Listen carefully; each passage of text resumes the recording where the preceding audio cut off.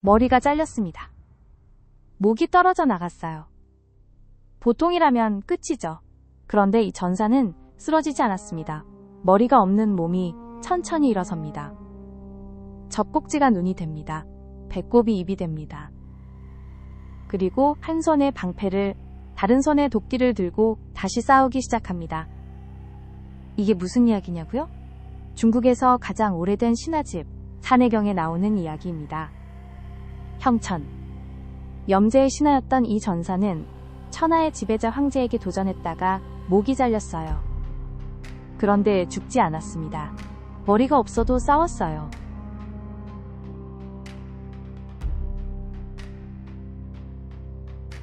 산해경. 이 책에는 이런 이야기가 가득합니다. 목 잘린 전사, 바다를 메우는 새, 해를 쫓는 거인, 하늘을 떠받치는 여신, 세상의 시작에 대한 이야기들이에요. 오늘은 동양 판타지의 원전, 산해경 속 태초의 신화를 들려드리겠습니다.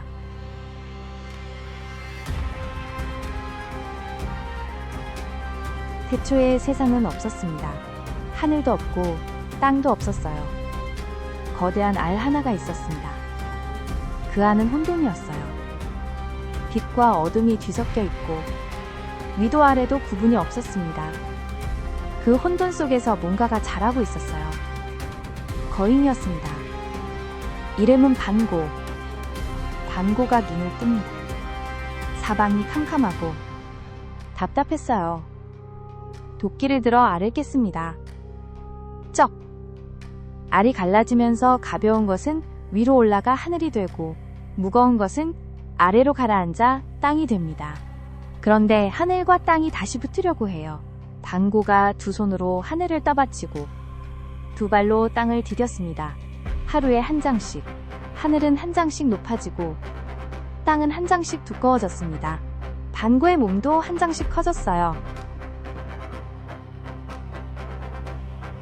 18,000년.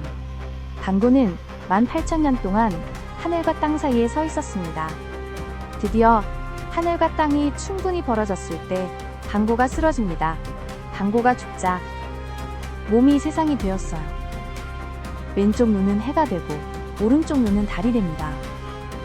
숨결은 바람이 되고 목소리는 천둥이 됩니다. 팔다리는 동서남북의 산이 되고 피는 강과 바다가 되고 살은 들판이 되고 머리카락은 별이 됩니다. 우리가 살고 있는 이 세상이 한 거인의 몸이라는 겁니다. 그런데 세상이 만들어지고 나서 얼마 안 돼 큰 사고가 났어요. 하늘이 무너졌습니다. 전설에 따르면 물의 신 공공이 화가 나서 부주산을 들이받았는데 부주산은 하늘을 받치는 기둥이었어요. 기둥이 부러지니까 하늘 한쪽이 내려앉았습니다. 땅이 갈라지고 홍수가 터지고 불이 꺼지지 않고 짐승들이 사람을 잡아먹었어요. 이때 나선 존재가 있습니다. 여와, 인류를 만든 여신이에요.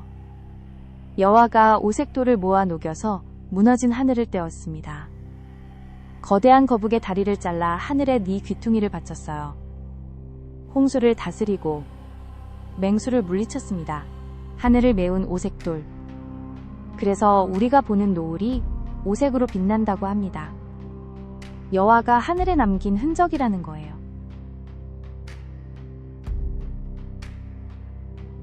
세상이 안정되고 나서도 사건은 끝이 아니었습니다. 태양 때문이에요. 원래 태양은 10개였습니다. 동쪽 탄곡이라는 곳에 거대한 뽕나무가 있었는데 이 나무에 태양 10개가 살고 있었어요. 매일 한 개씩 교대로 하늘을 건너가는 게 규칙이었습니다. 그런데 어느 날 10개가 동시에 떠올랐어요.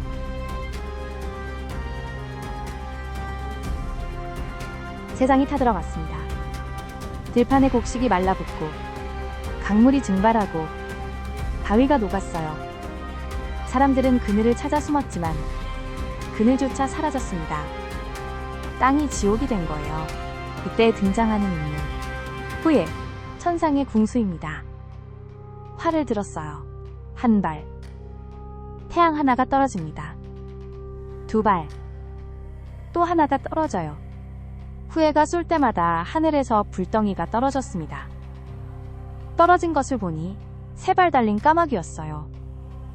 태양 속에는 3조고 3발 까마귀가 살고 있었던 겁니다. 9발을 쐈습니다. 태양 9개가 떨어졌어요. 마지막 하나가 남았을 때 요임금이 급히 막았습니다. 하나는 남겨야 세상에 빛이 있으니까. 그래서 우리 하늘에 태양이 하나만 남은 겁니다. 보통 배짱이 아니죠. 태양을 쏴서 떨어뜨리다니. 이 이야기가 바로 후예사일입니다. 그런데 태양과의 싸움이 또 하나 있어요. 과보, 거인입니다. 이 거인은 해를 잡으러 달렸어요. 해가 지는 게 싫었던 겁니다. 어둠이 오면 사람들이 고통받으니까. 그래서 태양을 붙잡으려고 서쪽으로 달렸습니다. 얼마나 빨리 달렸냐면 해를 거의 따라잡을 정도였어요. 그런데 너무 뜨거워서 목이 탔습니다. 황하의 물을 마셨어요. 다 마셨습니다. 위수의 물도 마셨어요. 그것도 다 마셨습니다. 그래도 부족했어요. 북쪽에 큰 호수가 있었습니다. 거기까지 달려가다가 과보는 쓰러졌어요. 갈증으로. 죽으면서 손에 들고 있던 지팡이를 던졌는데 그 지팡이가 떨어진 자리에서 복숭아 숲이 자라났습니다. 도림이라는 울창한 복숭아 숲이에요. 과보는 해를 잡지 못했지만 그가 남긴 복숭아 숲은 나중에 지나가는 사람들의 갈증을 풀어주었습니다. 실패한 거인의 마지막 선물이에요. 이제 산해경에서 가장 가슴 아픈 이야기입니다.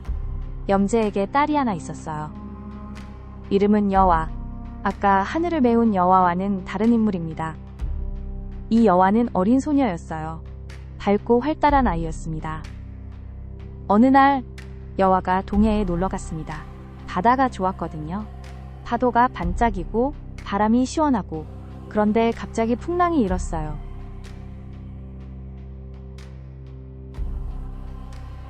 여화가 빠졌습니다. 바다에. 그리고 다시 올라오지 못했어요. 염제의 딸이 파도에 삼켜져 죽었습니다. 아버지가 천하를 다스리는 염제인데 딸 하나 살리지 못한 겁니다. 그런데 이야기는 여기서 끝이 아닙니다. 여화의 혼이 새가 되었습니다. 작은 새예요. 머리에 무늬가 있고 부리는 흰색이고 발은 붉은색인 까치만한 새. 이름이 정의입니다. 이 새가 뭘 했냐면요. 서산에 날아가서 작은 돌멩이를 하나 물어옵니다. 그리고 동해에 떨어뜨려요. 다시 서산에 가서 나뭇가지를 하나 물어옵니다. 동해에 떨어뜨려요.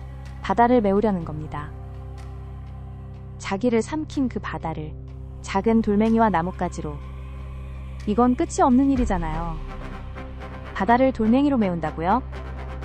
말이 안 되죠. 그런데 정의는 멈추지 않았습니다. 매일 서산과 동해 사이를 왔다 갔다 했어요. 바다가 비웃었겠죠. 너 같은 새가 나를 메울 수 있겠냐고. 하지만 정의는 대답하지 않았습니다. 그냥 돌멩이를 하나 더 물었어요. 이것이 정의전해입니다. 중국에서 불굴의 의지를 말할 때 쓰는 보사성어예요.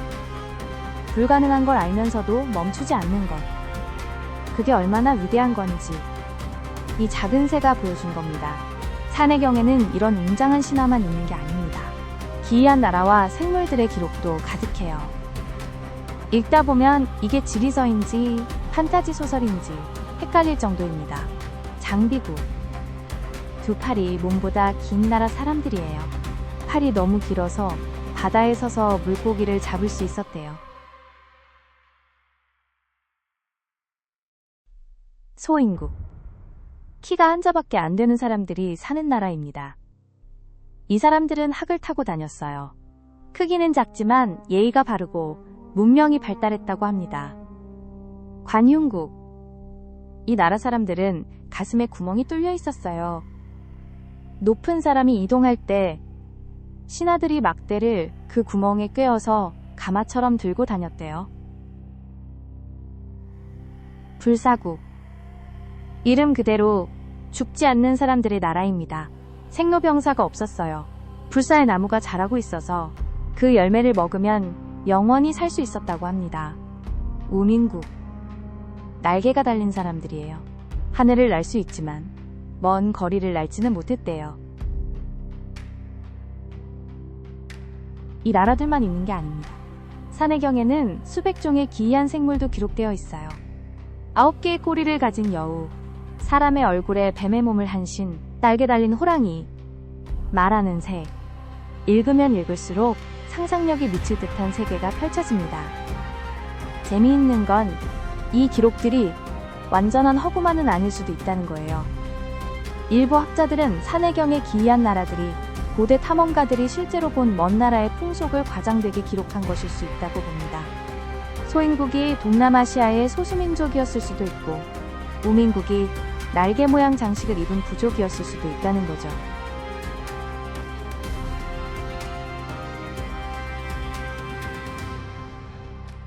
산해경. 이 책이 특별한 이유가 있습니다. 이건 단순한 옛날 이야기가 아닙니다. 동양 판타지의 원전이에요. 여러분이 좋아하는 게임, 소설, 영화, 애니메이션. 동양풍 판타지의 뿌리를 추적하면 거의 다 이 책에 닿습니다. 구미호가 어디서 나왔는지 아세요? 산해경입니다. 삼조고는요, 산해경이에요. 봉황, 기린, 곤. 동양 판타지를 채우고 있는 이 생물들이 전부 산해경에서 시작됐어요. 지금 전 세계적으로 흥행하고 있는 동양풍 게임이나 소설의 세계관, 그 설정의 근원을 파고 들어가면 2000년 전에 누군가가 대나무 위에 적어놓은 이 기록에 도달합니다.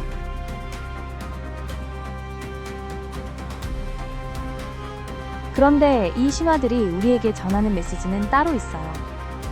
단고는 18,000년 동안 하늘을 떠받쳤습니다. 여와는 오색돌로 무너진 하늘을 떼었습니다. 후에는 태양 9개를 쏘아 떨어뜨렸습니다. 바보는 해를 쫓다 죽었지만 복숭아 숲을 남겼습니다. 정의는 돌멩이 하나로 바다를 메우려 했습니다. 형천은 머리가 잘려도 싸움을 멈추지 않았습니다. 전부 불가능에 도전한 이야기입니다. 그리고 전부 실패했어요. 과보는 죽었고, 정의는 바다를 메우지 못했고, 형천도 결국 황제를 이기지 못했습니다. 그런데 이 이야기들이 수천 년 동안 전해진 이유가 뭘까요? 성공했기 때문이 아닙니다. 멈추지 않았기 때문이에요. 결과가 아니라 태도가 신화가 되다. 돌멩이 하나로 바다를 메울 수 있느냐가 중요한 게 아니에요. 바다 앞에서 돌멩이를 놓지 않았다는 것. 그게 수천 년을 건너온 겁니다. 산해경은 기원전에 쓰인 책입니다. 그런데 지금 읽어도 소름이 돋아요. 인간이 상상할 수 있는 거의 모든 것이 이 안에 들어있거든요. 세상의 시작, 신과 인간의 싸움, 불가능에 대한 도전, 기이한 세계에 대한 호기심. 2000년 전 사람들이 밤하늘을 보며 상상했던 것들이 지금 우리가 만드는 게임과 영화의 뿌리가 되었습니다.